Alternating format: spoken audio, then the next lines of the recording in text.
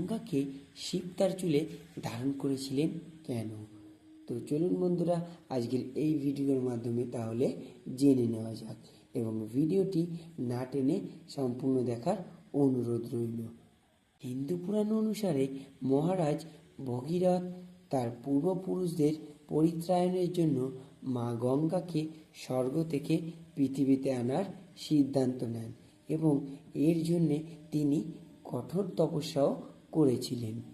এবং ভগীরথের তপস্যায় খুশি হয়ে মা গঙ্গা নিজেই পৃথিবীতে আসতে রাজি হলেন।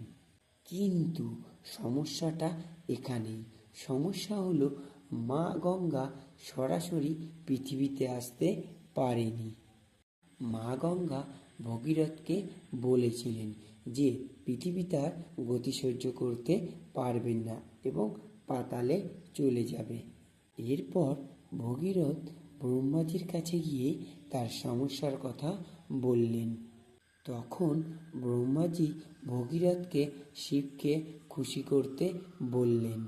ভগীরথ কঠোর তপস্যা করে শিবকেও খুশি করেন।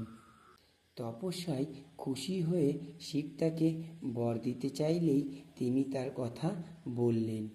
গঙ্গার বেগে পৃথিবীকে বাঁচাতে ভগবান শিব তখন তার চুলের জট খুলে দেন, এবং এভাবেই মা গঙ্গা দেবালোক থেকে শিবের চুলে লীন হন। তাই তো শিবের আরেক নাম গঙ্গাধর। পর মা গঙ্গা সেখানে পৌঁছে যান যেখানে ভগীরথের পূর্বপুরুষদের ভস্ম পড়েছিল, এবং ভগীরথের পূর্বপুরুষরা মা গঙ্গার স্পর্শে মোক্ষ লাভ করেন। এভাবেই মা গঙ্গা প্রথমে শিবের চুলে জড়িয়ে পৃথিবীতে অবতরণ করেছিলেন। নমস্কার বন্ধুরা, আজকের ভিডিওটি এই অবধি।